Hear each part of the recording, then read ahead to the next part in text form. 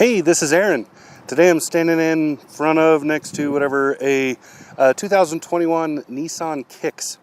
So this is pretty close to Nissan's smallest in terms of crossovers it is. It is kind of their, I don't know, if you're going on the lot and you're looking at like a hatchback, like say Nissan Versa Note or something, but you don't really want a hatchback, you don't want a car, you'd rather have a crossover, this is kind of the answer right here. Now, whether or not it's a crossover, we can debate that, but I'm not going to. I'm just going to call it that because Nissan does. You know, I'll just suck up the marketing.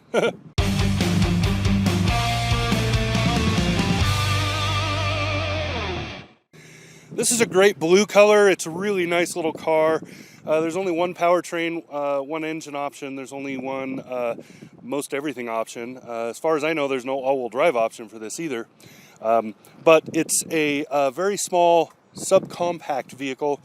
Drives pretty okay, actually, considering the segment it's in. Most of the time, the Versa is kind of in this segment of vehicles. They're not known for sportiness or speed. They are known for being cheap. I don't know a nicer way to put that. But anyway, nice interior, good job on most everything with this. So let's go over a couple of details, and then I'll show you the Monroney, and we'll go through that. It's a lovely rainy day today, too, so perfect for this. Anyway, the interior here, I'm going to turn off the climate. The interior here is nicely done, honestly. I actually fit in the front seat, so if I sit like this in just a normal driving, you know, going to be driving fashion, this is surprisingly comfortable. I have a lot of headroom left. I've still got at least 2 inches, a little more than that. Really well done there. I'm 6'3", so I'm surprised at that with a subcompact like this. Visibility is pretty good out this. You have some aggressive pillars back there, but surprisingly they don't actually get in the way. So those rear pillars on the back of this car aren't terrible. Controls are obvious and easy to use.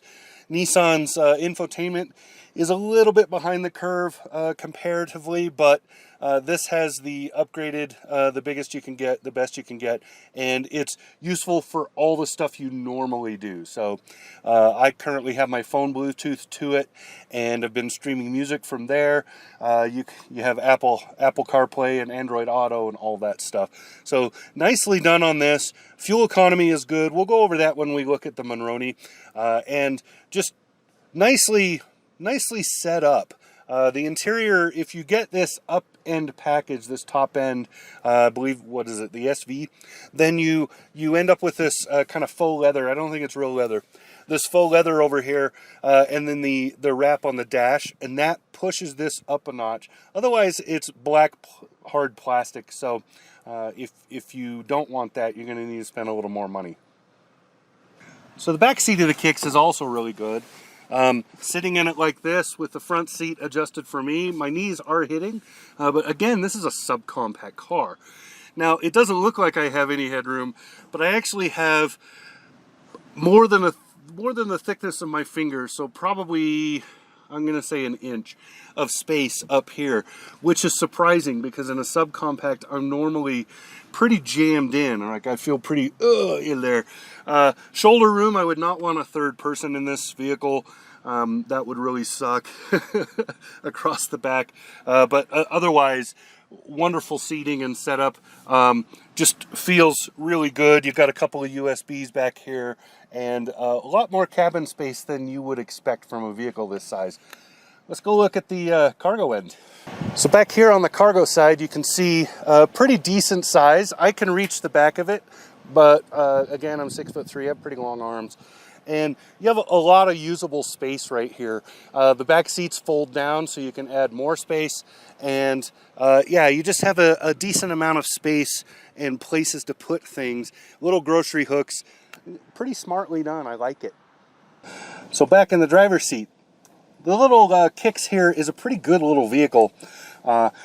We've seen everything there is to see. It's a nice little car, drives really well for the segment. It's never in a hurry to get anywhere.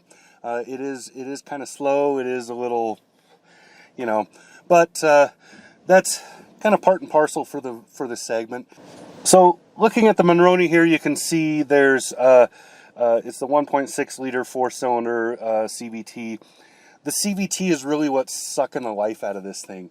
That CVT is just kind of it's a boredom inducer. The little engine is probably just about right as far as what the car needs, but then you add that CVT and it just kills it. But so you can see with the SR model here, we have got a rear roof spoiler, got some 17-inch wheels, and so on and so forth. Most of the add-ons, you see that if you buy this without any additions, there's it's about $22,000. You add that exterior package, it's another $435. Take or leave that. You can take or leave the two-tone paint.